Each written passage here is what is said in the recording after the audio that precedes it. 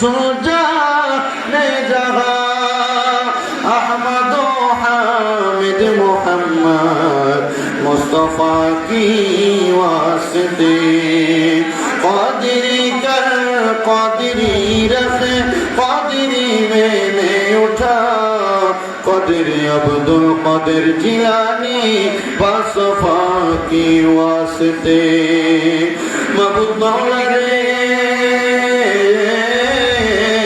मायार नजर করে তাকে দেখেন গো আল্লাহ মহাপবিত্র ঈদে মিলাদুন নবী সাল্লাল্লাহু আলাইহি ওয়াসাল্লাম উদযাপন উপলক্ষে সমস্ত কবরবাসীর রূহের মাগফিরাত কামনায় নবমতম ওয়াজ দোয়ার মাহফিল সাজাইয়া নশরের মাওলানা আব্দুল কুদ্দুস আল কাদেরী সাহেবের বাড়ির প্রাঙ্গণে এই এলাকার আমার দাড়ি পাকা মুরব্বি বাবারা যুবক নওজোয়ান ভাইয়েরা ছোট্ট ছোট্ট মাসুম বাচ্চারা পর্দার অন্তরালের আমার মা বোনেরা সহ আজকের জান্নাতের বাগান মুনাজাতের মধ্যে আল্লাহ আপনার কতগুলা আদরের বান্দা হাত বাড়াইছে দয়াল রে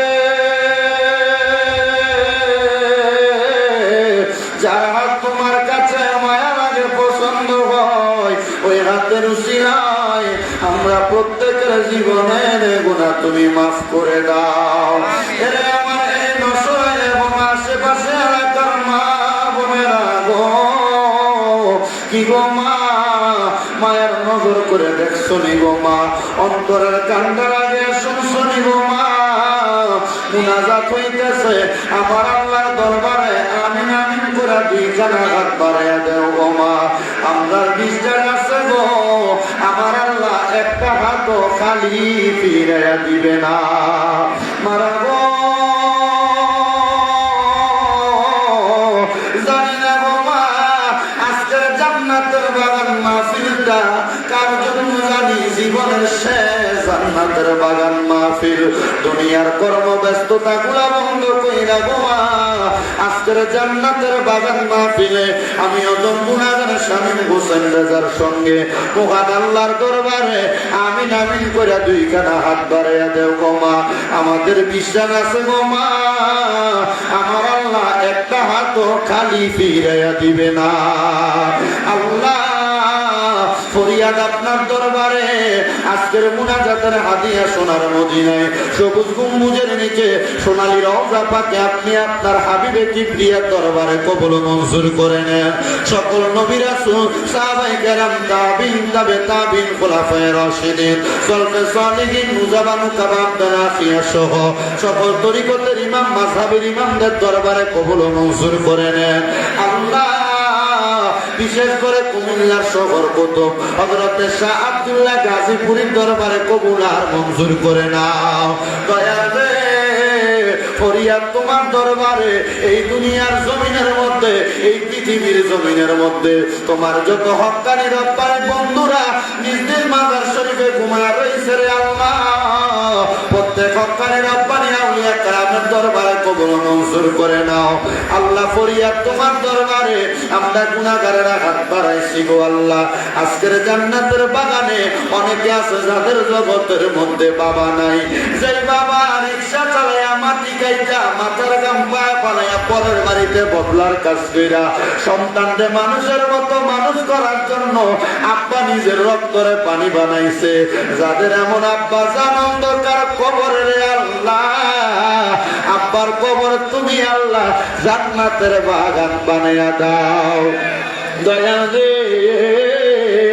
অনেকে হাত বাড়াইছে যাদের জগতের মধ্যে মা জননী নাই যে মা 10 মাস 10 দিন গর্ভে ধারণ কইরা সন্তানের প্রসব বেদনা সহ্য করতে মার বড় কষ্ট হইছে আল্লাহ এমন মা দিদিকে অন্ধকার কবরে শোয়ায়া যে সন্তান আজকের মুনাজাতের মধ্যে হাত বাড়াইছে ওই সন্তানের কষ্টে কইরা চিরা যায় হাজার হাজার লক্ষ লক্ষ টাকা ইনকাম করতে পারে কিন্তু মা জননীর মুখে একটা লোকমা খানা তুলে দিতে পারে না আল্লাহ যাদের এমন মা দুঃখিনী অন্ধকার কবরের আল্লাহ এমন আমার কবর জান্নাতের বাগান বানাইয়া দাও দয়া রে জানি না কে জানি হাত বাড়াইছে মাও নাই বাবাও নাই জনমের তিমরে আল্লাহ।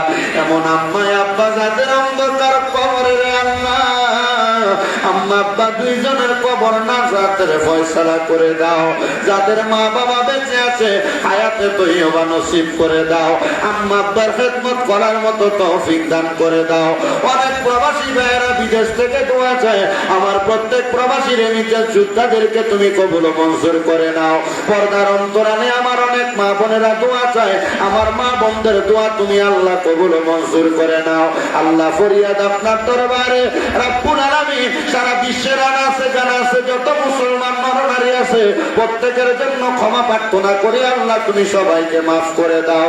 আর ফিলিস্তিনের মুসলমান ভাইদেরকে তুমি আল্লাহ হেফাজত করো আল্লাহ। বিশেষ করে এই সোনার বাংলাদেশের জন্য যারা প্রশাসনিক ভাবে রাজনৈতিক ভাবে সহযোগিতা করে প্রত্যেক কর্মকর্তাদেরকে তুমি কবুল মঞ্জুর করে নাও।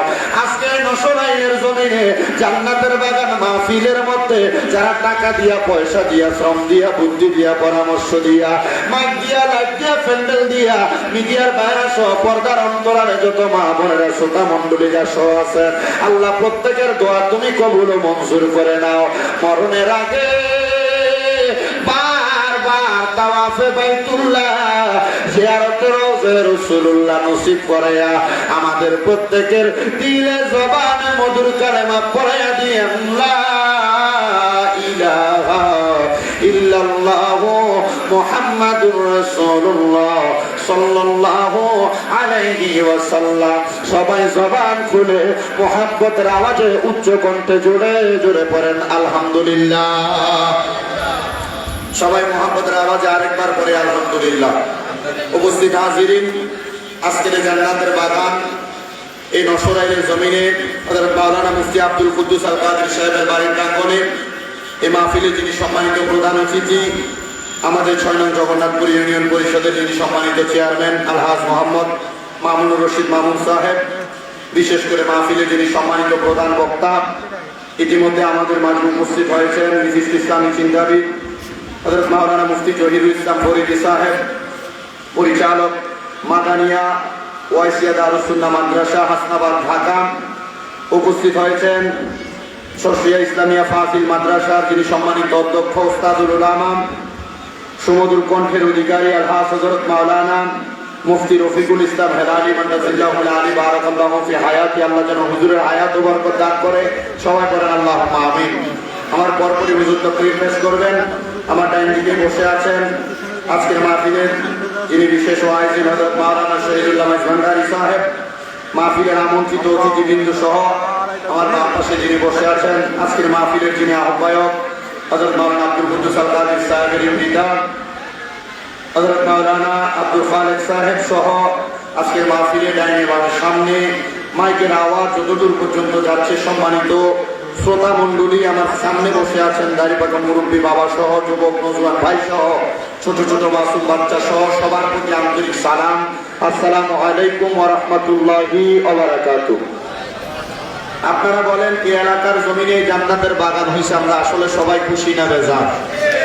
আলহামদুলিল্লাহ, আমরা সবাই খুশি, কেননা আল্লাহ পাক রব্বুল আলামিন এই জান্নাতের বাগানের উসিলায়, এই জান্নাতের বাগানের মাধ্যমে, আজকের এই ওয়াজ ও দোয়ার মাহফিলের মাধ্যমে এই এলাকা সহ সারা পৃথিবীর যত মুর্দেগান মুসলমান ইমানদার নরনারী অন্ধকার কবরে আল্লাহ তাআলা সবার কবরের আযাব মাফ করবে, এই বিশ্বাস আমাদের অন্তরে আছে। কথা বলেন ঠিক কিনা?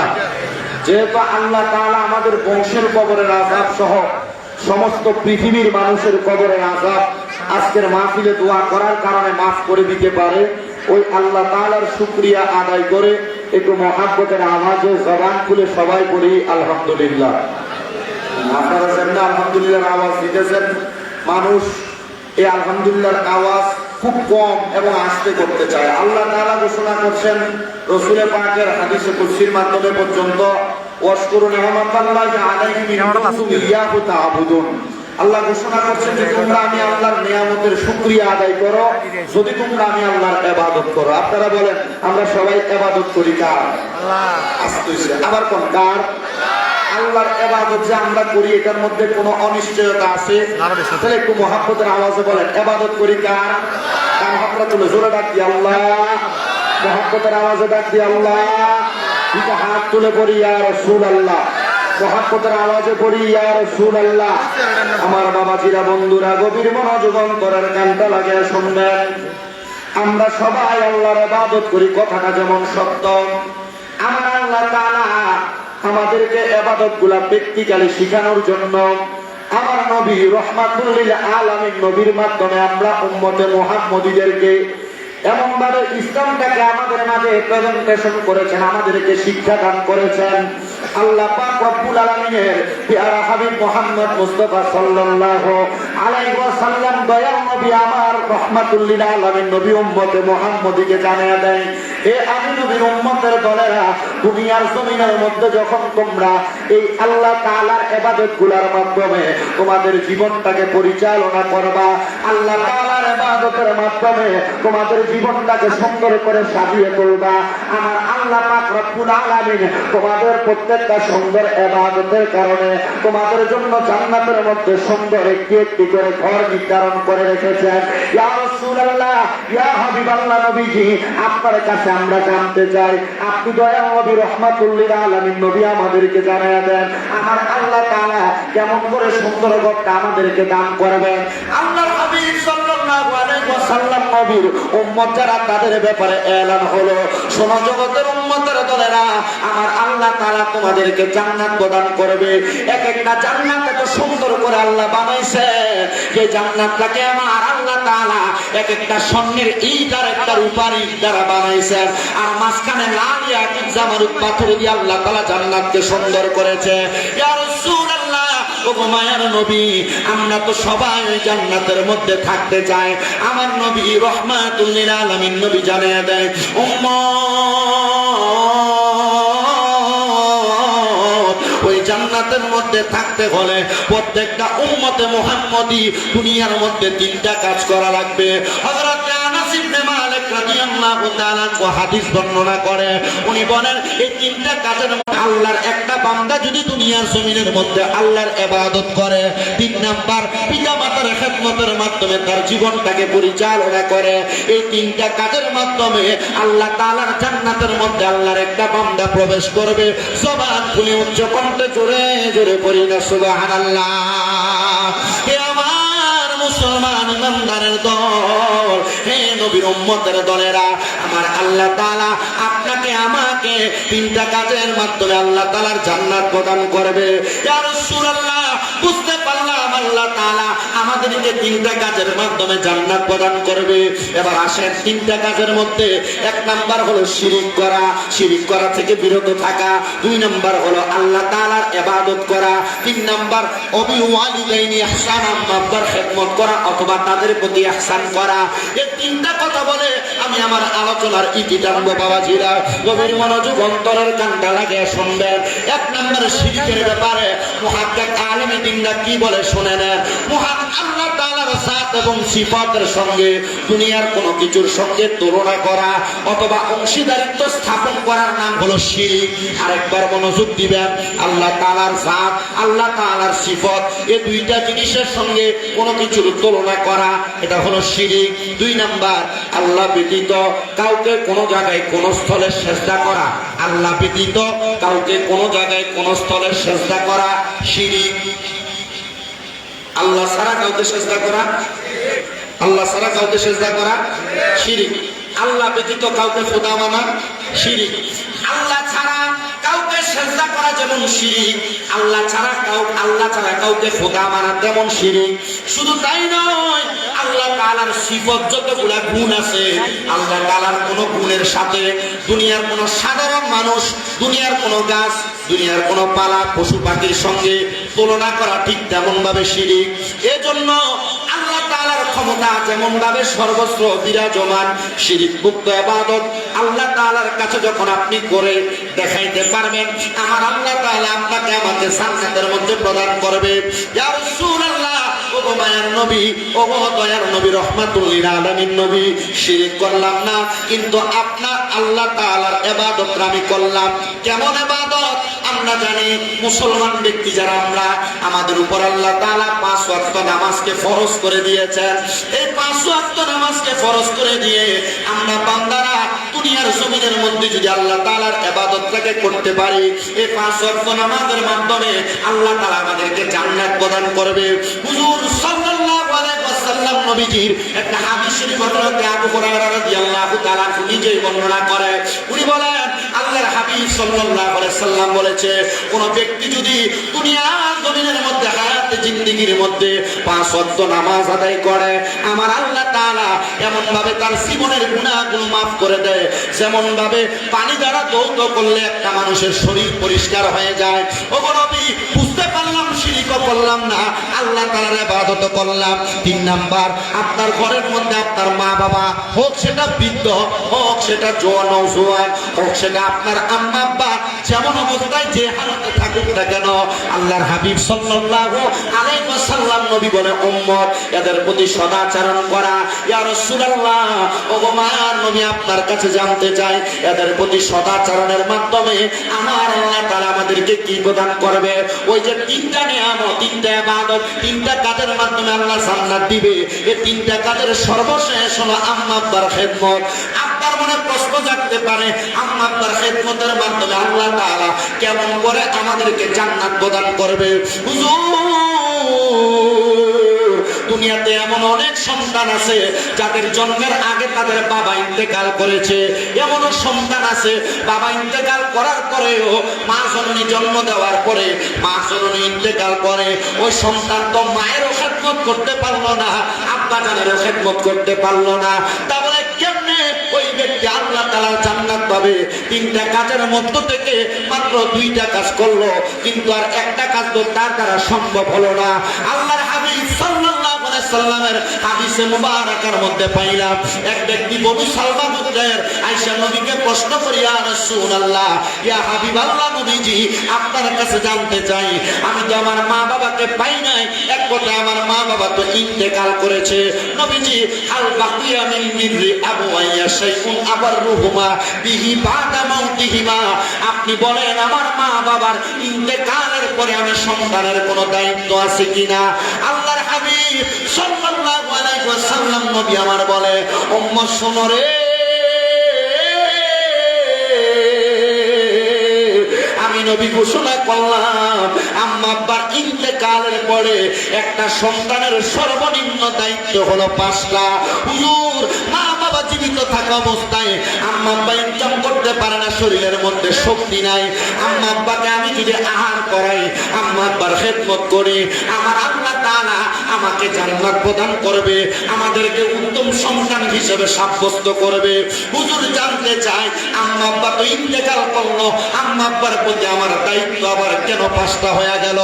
আল্লাহর হাবিব সাল্লাল্লাহু আলাইহি সাল্লাম ঘোষণা করে, উম্মত, হা হা হা, তোমার আম্মা আব্বা ইন্তেকালের পরে তুমি সন্তানের উপর দায়িত্ব হলো 5টা। ধরে বলেন সুবহানাল্লাহ। কয়টা দায়িত্ব? 5টা দায়িত্ব। যদি আমার আম্মা আব্বা ইন্তেকাল করে নাই, আম্মা আব্বা অসুস্থ অবস্থায় ঘরে পড়ে আছেন, অসুস্থ অবস্থায় যদি আমি আমার মা বাবাকে ফল কিনা খাওয়াই, খেদমত হইল। মা বাবা বিছানার মধ্যে প্রস্রাব পায়খানা করে, খেদমত হইল। হুজুর, আমার মা বাবা বড় অসুস্থ, ডাক্তারের খরচ আমি দিচ্ছি, খেদমত হইল। হুজুর, বুঝতে পারলাম সকল কিছুর মাধ্যমে খেদমত হয়, কিন্তু ইন্তেকালের পরে খেদমত কিভাবে হয়? অনেকে এমন সন্তান আছে যাদের মা বাবাকে মাটি দেওয়ার দায়িত্ব।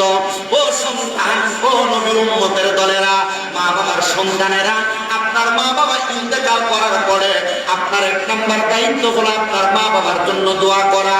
2 নাম্বার দায়িত্ব ওয়াল ইস্তিগফার লাহুমা, আম্মা আব্বার জন্য ক্ষমা প্রার্থনা করা। আল্লাহর কাছে বলা, বর্তমান সমাজের মধ্যে এমন অবস্থা, আম্মা আব্বা ইন্তেকাল করেছে, কিন্তু সন্তান মা বাবা ইন্তেকালের 4 দিন হওয়ার আগে মা বাবার জমি ভাগাভাগি করে নিয়ে যায়, কিন্তু সন্তান মা বাবার জমিগুলো ভাগাভাগি নিয়ে যাওয়ার আগে সন্তান জানে না, নবীর হাদিস প্রমাণ করে, মা বাবার জমির অংশ থেকে আগে মা বাবার ঋণগুলা পরিশোধ করা তার দায়িত্ব। মা বাবার জন্য হজ করি, ওই হজ কি আল্লাহ তাআলার কাছে কবুল হবে নাকি? রহমাতুল লিল আলামিন নবী শিখিয়ে দেন উম্মত, হ্যাঁ অবশ্যই কোন সন্তান যদি তার মার জন্য বাবার জন্য হজ পালন করে, ওই হজ আমার আল্লাহ তার মা বাবার জন্য কবুল করবে। বলেন সুবহানাল্লাহ। কিন্তু ঋণ, মামা, খালা, এমন আত্মীয়দের সঙ্গে সম্পর্ক বজায় রাখেন না। আল্লাহর হাবিব সাল্লাল্লাহু আলাইহি ওয়াসাল্লাম নবী বলতেছেন, উম্মতের দলেরা, ওয়াসিলাতুর রাহমিল্লাতি লা তুসালু ইল্লা বিহিমা, মা বাবার ইন্তেকালের পরে তোমরা তোমাদের মা বাবার আত্মীয় স্বজনের সঙ্গে সম্পর্ক ঠিক রাখো। বাবা মারা যাওয়ার পরে চাচা জ্যাঠা ফুফুদের খবর নেয় না। আল্লাহর হাবিব বলেন, না উম্মত, মা বাবার ইন্তেকালের পরে তোমরা তাদের খবর নাও, তাদের দায়িত্ব পালন করো, তাদের খোঁজখবরের মাধ্যমে তোমাদের আম্মা আব্বার কবরের মধ্যে, রূহের মধ্যে আত্মা শান্তি পাবে। ইয়া রাসূলুল্লাহ, 5 নাম্বার দায়িত্ব কি? নবী সাল্লাল্লাহু আলাইহি সাল্লাম বলে, ওয়া ইকরামু সাদিকিহিমা, আম্মা আব্বার বয়স্ক, আম্মা আব্বার সমবয়সী কোনো মানুষ যদি তোমার সমাজের মধ্যে বেঁচে থাকে, তাহলে আম্মা আব্বার সমবয়সী মানুষ অথবা তোমার বাবা যেই মানুষটার সঙ্গে চলাফেরা করত, আম্মা আব্বার বন্ধু যারা, তাদের সমবয়সী যারা, তাদেরকে সম্মান করা। নবীজি বুঝতে পারলাম না, আরো বুঝিয়ে দেন। নবীর হাদিসের ব্যাখ্যা করতেছেন ওলামায়ে কেরাম যে, শুনো, বাবার বয়সী কোনো মুরব্বী যদি বেঁচে থাকে, তোমার বাবাকে যেটা করলে তুমি শান্তি পাইতা, তোমার বাবার বয়সী মুরব্বীটাকে তুমি সেইটাই করো। তোমার মাকে যেটা করলে তুমি শান্তি পাইতা, মায়ের বয়সী মুরব্বীরা তুমি সেটাই করো। ইয়া রাসূলুল্লাহ, ওগো মায়ার নবী, রাহমাতুল লিল আলামিন নবী, আপনি নবীজির কাছে জানতে চাই, এটা করলে যদি আমার মা বাবার কবরে শান্তি পায়, আমরা তো আমাদের মা বাবার জন্য এটা করতে চাই। রাসূল সাল্লাল্লাহু আলাইহি ওয়াসাল্লাম নবী বলে, উম্মত, এই 5টা কাজের মাধ্যমে একটা সন্তানের মা বাবা ইন্তেকাল করার পরে যখন সন্তান 5টা কাজ সম্পাদন করে, আমার আল্লাহ তাআলা তার মা বাবার কবরের মধ্যে উত্তম জাযা হিসেবে জান্নাত প্রদান করে। জোরে বলেন সুবহানাল্লাহ। সবাই মুহাব্বতের আওয়াজে দরুদ শরীফ পড়েন, আল্লাহুম্মা সাল্লি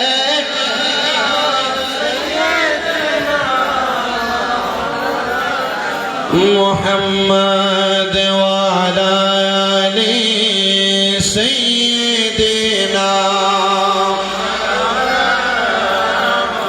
মুহাম্মাদ। আল্লাহুম্মা সাল্লি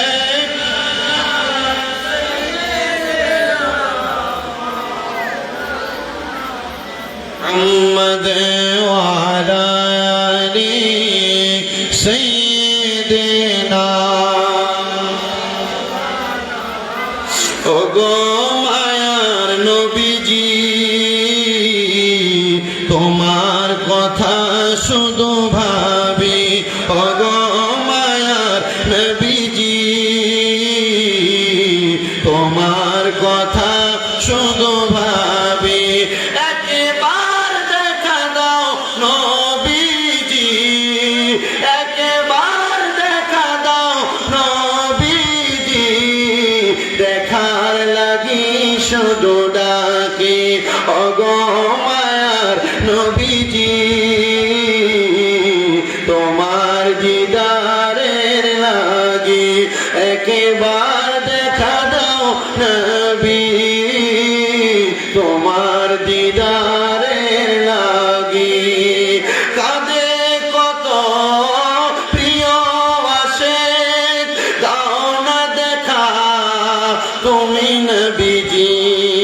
কাঁদে কত প্রিয় আশিক, দাও না দেখা ওগো নবীজি। ওগো মায়ার নবীজি, তোমায় দেখার লাগি। মুসলমান ও নবীর উম্মতের দলেরা, আরেকটু মনোযোগের সাথে আলোচনাটা শ্রবণ করেন। এই হাদিসের আলোকে আমি হযরতে আবু মুসা কাশকরি রাহমাতুল্লাহ আলাইহির একটা ঘটনা কোট করেছি। হযরতে আবু মুসা কাশকরি রাহমাতুল্লাহ আলাইহি বলে, এই দুনিয়ার জমিনের মধ্যে অনেক মা বাবাকে দেখেছি বড় অবহেলিত। এই অবহেলিত মা বাবাকে দূর দেখার পরে আমি আবু মুসা কাশকরি মনে মনে চিন্তা করলাম, আমি সমাজের মধ্যে যতদিন পর্যন্ত বেঁচে থাকবো, আমি আবু মুসা কাশকরি কোনোদিন বিবাহ বন্ধনে আবদ্ধ হব না। হে আবু মুসা কাশকরি, তুমি কেন বিবাহ বন্ধনে আবদ্ধ হবে না?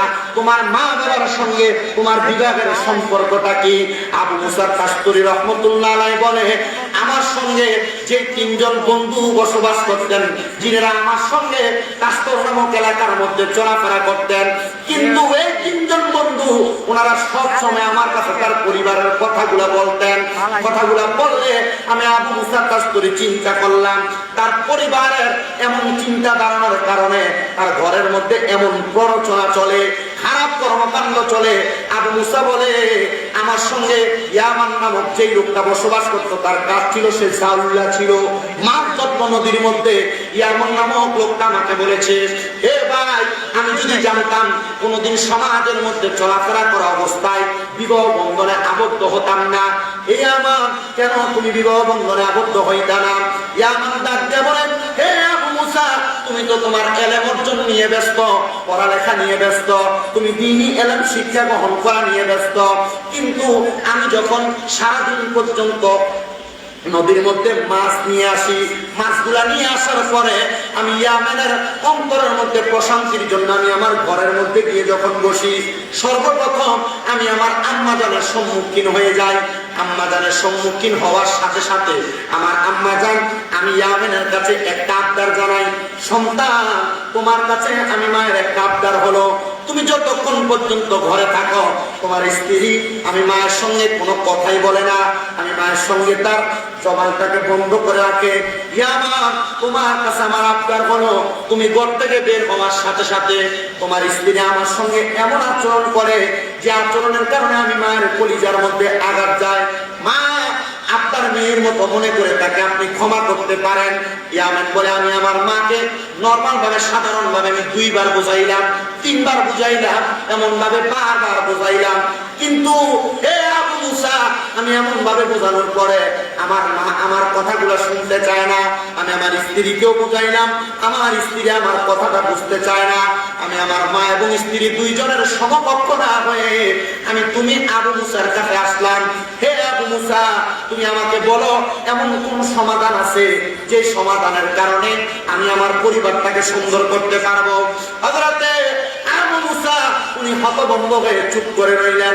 বললেন, এখন আমি তোমার উত্তর দিতে পারবো না, আমি তোমাকে 3 দিন পরে তোমার উত্তর সমাধান হিসেবে দিয়ে দিব।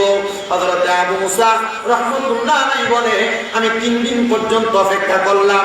3 দিন পর্যন্ত অপেক্ষা করার পরে আমি কোনো চিন্তা করতে করতে যখন কোনো দিক না পাইলাম, হঠাৎ করে আমি 2 রাকাত নফল নামাজ আদায় করার জন্য দাঁড়িয়ে গেলাম।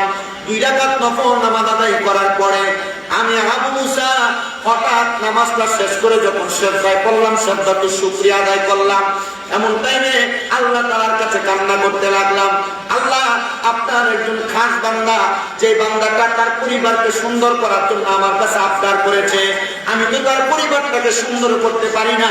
আল্লাহ, আপনি যদি চান আমি আমার একটা সমাধানের মাধ্যমে তার পরিবার সুন্দর করতে পারবো। আমার আল্লাহ তাআলা হযরত আবু মুসার ব্রেনের মধ্যে হযরত ইব্রাহিম আলাইহিস সালাতু ওয়াস সালাম এবং হযরত ইসমাঈল আলাইহিস সালাতু ওয়াস সালামের জামানার সুন্দর একটা ঘটনা তার মাথার মধ্যে মনে করিয়ে দিলেন। বললেন, তুমি তোমার এই কথা মোতাবেক হযরতে ইয়ামিন নামক ওই ছেলে ব্যক্তিকে সমাধান করে দাও তার পরিবার সুন্দর করার জন্য। বললেন, হুজুর, আমি এই কথা যখন শুনলাম, আবু মুসা কাস্তুরী 3 দিন পরে আসরের নামাজের ওয়াক্তে ইয়ামিনকে তার সামনে ডাক দিয়া বললেন, শোনো, বাড়ির মধ্যে যাইবা, তোমার আম্মা জান এবং তোমার স্ত্রী সমকক্ষ হইবা, সামনে দাঁড়ায় বলবা, হে আমার আম্মা জান এবং স্ত্রী, তোমরা কি চাও? এই পরিবার সুন্দর করে পরিচালনা হোক, তোমরা চাও কিনা? তারা দুইজন যে উত্তর তোমাকে প্রদান করবে সেই উত্তরের সমকক্ষ হয়ে তুমি তাকে সমাধান করে দিবা। হুজুর, বুঝতে পারলাম, আমি যদি সমাধান করি এই সমাধান কি তারা মানবে? বলে, যদি না মানে তুমি আমাকে তার সামনে নিয়ে যাইবা, আমি তাদেরকে তাদের সমাধানটা সুন্দর করে দিব। হযরত ইয়ামিনটা মানে ছেলে ব্যক্তি উনি চলে গেলেন, কারণ বর্তমানের জেলে আর আগের জেলে ছিলেন না। আগের যুগে যারা কাঠুরিয়া ছিলেন, জেলে ছিলেন, নরমাল কোন কর্মচারী ছিলেন, তাদের ইবাদত ঠিক ছিল। বর্তমান জামানার যিনারা আছেন, ইবাদত ঠিক আছে এমন কর্মচারী খুব কম পাওয়া যায়। শুনেন, আল্লাহ পাক রব্বুল আলামিনের খাস বান্দা হযরত আবু মুসার কথা শুনে হযরত ইয়ামিন নামক ছেলে ব্যক্তি বাড়ির মধ্যে যে চেষ্টা করলেন 3 বার তার পরিবারকে ঠিক করার জন্য। না না না, ও মুসলমান, উনি ওনার পরিবারকে ঠিক করতে পারলেন না। আবু মুসা কাস্তুরীকে তার বাড়ি পর্যন্ত পৌঁছা লাগলো। আবু মুসা কাস্তুরী তার বাড়ির পর্যন্ত যাইতে যাইতে সামনে যায় দাঁড়ায় গেলেন। বাড়ির সামনে যায় কোনো কথাই বলছেন না, চুপ করে অনেকক্ষণ দাঁড়ায় হযরত আবু মুসা কাস্তুরীর হাত থেকে উনি ওনার রুমালটা নিয়ে উনি আবার বাড়ির সামনে দিয়েছেন। বিশেষ 2 রাকাত নামাজের মধ্যে দাঁড়ায়া হযরত আবু মুসা তাশকরি আল্লাহ তাআলা আসমানের দিকে তাকিয়ে চোখের পানিগুলো ছেড়ে দিয়ে কান্না করতেছেন। আল্লাহ, এখন যদি আমি একজন আলেম হয়ে আমি বাড়িতে যাই তাদের সমস্যা সমাধান করার জন্য, আর তারা যদি আমার সমস্যার সমাধান না মানে, আল্লাহ এই বেয়াদবি লাঞ্ছনা এটা আমার হবে না। আমার ভিতরে যে ইলমে দ্বীন আছে আল্লাহ, সেই ইলমে দ্বীনের লাঞ্ছনা এবং বেয়াদবি হবে। আল্লাহ, আপনি আমার মাঝে এমন বুদ্ধি দান করেন যা দ্বারা আমি আমার এই সমস্যাটাকে সমাধান করতে পারব। হযরত আবু মুসা বলেন, আমি কোনো কথা না বলে চুপ করে রইলাম। কিছুক্ষণ পর তাদের বাড়ির সামনে গিয়ে 2 জনের দরজায় দাঁড়িয়ে বললাম, আপনারা কেউ ঘর থেকে বের হবেন না, শুধু এতটুকু বলছি, আপনারা 2 জন যে 2 ঘরের মধ্যে আছেন, এই 2টা ঘরের মধ্যে অল্প কিছুক্ষণের মধ্যে আগুন লাগবে। আগুন লাগবে, আপনারা এই ঘরের মধ্যে যদি বেশিক্ষণ অপেক্ষা করেন, এই ঘরে অপেক্ষাকৃত সময় থাকার মধ্যে যদি আগুন লেগে যায়, যে ব্যক্তি পুড়ে যাবে এই ব্যক্তি এই সংসারের সবচাইতে বেশি ক্ষতির কারণ ছিল, আর যে ব্যক্তি পুড়বে না এই ব্যক্তি ছিল এই সংসারের জন্য সবচাইতে মাপকাঠির ধারক বাহক। হযরত আবু মুসা বলে, আমি এই কথা বলে স্তব্ধ রইলাম। আমি দেখলাম সাথে সাথে 2টা দরজা খুলে 2 জন মহিলা বের হয়ে আসছে। আমি জিজ্ঞাসা করলাম, ইয়ামেন, এই 2 জন মহিলা তোমার কি হয়, পরিচয় কি এদের? ইয়ামেন বললেন, এই 2 জন মহিলা হলো একজন আমার মা, একজন আমার স্ত্রী। উনি আগেই বলেছেন যে 2 জন পুড়বে না এই 2 জন হবে এই সংসারের ধারক বাহক, আর যে 2 জন বা যে একজন পুড়ে যাবে সে হবে এই সংসারের সবচেয়ে ক্ষতির কারণ। আচ্ছা, আপনাকে যদি বলা হয় এই ঘরে কিছুক্ষণ পরে আগুন লাগবে, আপনি জীবনে থাকবেন এই ঘরের মধ্যে? জীবনে আপনি কেন, আমিও থাকবো না। একবার বড় কোনো ব্যক্তি, অনেক পয়সাওয়ালা টাকাওয়ালা, তাকে যদি বলা হয় যে ঘরে আগুন লাগবে এই ঘরে সে থাকবে? থাকবেই না। স্বাভাবিকভাবে যদি কোনো জায়গার কোনো বাড়িকে যদি ক্ষতিগ্রস্ত প্রমাণ করা হয় বা এটাকে সরকারি পক্ষ থেকে যদি কোনো রিট জারি করে দেওয়া বলা হয় এই বাড়িটা থাকার উপযুক্ত নয়, তখন আর মানুষের বাড়িতে থাকে না, এমন না? আর আগুন লেগে যাবে এমন কথা যদি বলা হয় তাহলে তো মানুষ অবাক হয়ে যাবে, আরে কি বলে আগুন লেগে যাবে, থাকবে না। এই কথা বলার সাথে সাথে 2 জন বের হয়ে আসে। তখন এই 2 জনের সমস্যার সমাধানে হযরত আবু মুসা বলেন, আপনারা 2 জনকে এই সমস্যার সমাধান করার জন্য বলবেন, আমি সেইভাবে আপনার সংসার ঠিক করে দিব। বলে, কেন আপনি এমন কথা বলছেন? বলে, হযরতে ইয়ামেন উনি একটা চাউলে আমরা বলি মাছ ধরে আনে, তার সংসার ঠিক নাই, সে আমার কাছে গিয়ে 10 বার সংসার ঠিক করার জন্য কান্নাকাটি করেছে, সে পারে নাই, সে সর্বশেষ আমার কাছে গেছে। আমি আমার আল্লাহ তাআলার কাছে কান্না করে বলছি, আল্লাহ, তার সংসারকে সুন্দর করার জন্য এমন কি মাপকাঠি আছে আপনি আমাকে শিখিয়ে দেন। আমি নরমাল একটা জিনিস আপনাদের কাছে বললাম আর আপনারা ঘর থেকে বের হয়ে আসবেন। আপনারা 2 জন বলেন, এই একজন ব্যক্তির প্রশান্তি পাওয়ার জন্য, একজন ব্যক্তির প্রশান্তির জন্য আপনারা কি করতে পারেন? এখন মনে করেন শাশুড়ি আর বউ যদি ঝগড়া করে, 2 জনের যদি সামনে না বলে আপনাদের ঝগড়ার কারণে আপনার ছেলে খুব অশান্তিতে আছে, অথবা আপনার পরিবার বড় অশান্তিতে আছে, আপনারা 2 জন বলেন এই সংসারে কে থাকবে? তখন আর কোনো জবাব থাকবে? মহিলা জাতি অথবা নারী জাতি, এরা দেখবেন একবার চুপ করে থাকবে। এতটুক মনে রাখবেন, যখন চুপ করে থাকবে এদের থেকে আর কোনো কথাও আসবে না, আওয়াজও আসবে না। হযরত আবু মুসা বলেন, আমি দেখলাম কি কেমন ভাবে তারা 2 জন চুপ করে রয়েছে, কোনো কথা বলতেছে না, কোনো কথা বলতেছে না। তখন এই কথা না বলার কারণে আমি তাদের 2 জনকে বললাম, এই মুহূর্তে আপনারা যেমন ভাবে চুপি সারা আমার সামনে দাঁড়িয়ে রইলেন, আফসুস, আফসুস, আফসুস 3 বার ব্যবহার করে উনি বললেন, আপনারা যদি এই ইয়ামেন মাছ ধরে বাড়িতে আসার পর এভাবে চুপ থাকতেন, ইয়ামেন কতই না প্রশান্ত থাকতো। ইয়ামেনকে প্রশ্ন করা হয়, ইয়ামেন তুমি আমার কাছে কেন বিচার দিলা? তুমি কেন তোমার পরিবারদেরকে এমন ভাবে সমাধান করতে পারলা না? ইয়ামেন বলল, আরে আমি সমাধান করব কি? আমি যখনই এদেরকে সমাধান করে নামাজের মধ্যে দাঁড়াই, আমার নামাজের মধ্যে আমার সংসারের টেনশন আসে। আচ্ছা বলে, নামাজের মধ্যে যদি সংসারের টেনশন আসে একটা ব্যক্তি নামাজ পড়তে পারে? নামাজ হওয়ার মতো সম্ভাবনা আছে? কোনো সম্ভাবনাই নাই। চিন্তা করতেছো, হুজুর আমি একদিন নামাজ যখন পড়তে পারি নাই, সর্বশেষ 3 দিন আমি চেষ্টা করেছি নামাজ পড়ার জন্য, একটানা 3 দিন আমার নামাজে কোনো মনোযোগী আসে নাই, শুধু একমাত্র আমার পরিবারের টেনশনের কারণে।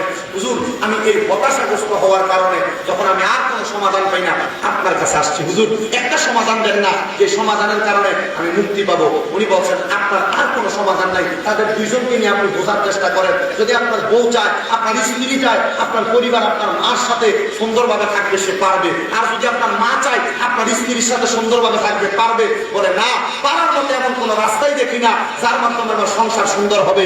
বলছে তাহলে আপনি আল্লাহর কাছে এতটুকু প্রার্থনা করুন, আল্লাহ যেন মাফ করে দেয়। জোরে পড়েন মারহাবা। নারে তাকবীর, নারে রিসালাত, নারে গাউসিয়া, হযরত মাওলানা মুফতি রফিকুল ইসলাম হেলালী সাহেবের আগমন এই মাহফিলের পক্ষ থেকে, এই মাহফিলের পক্ষ থেকে নারে তাকবীর, নারে রিসালাত, হযরত মাওলানা মুফতি রফিকুল ইসলাম হেলালী সাহেবের আগমন। সবাই জবান খুলে পড়ি মারহাবা। আমরা দেখতে পাচ্ছি আজকের মাহফিলের যিনি প্রধান আকর্ষণ উস্তাদুল উলামা হযরত মাওলানা মুফতি রফিকুল ইসলাম হেলালী হুজুরে উপস্থিত হয়েছেন, মূল্যবান তাকরীর করবেন ইনশাআল্লাহ। এখনো যারা রাস্তাঘাটে দোকানপাটে ঘোরাফেরা করছেন সবাইকে মাহফিলের প্যান্ডেলে এসে বসার জন্য বিশেষভাবে অনুরোধ করছি।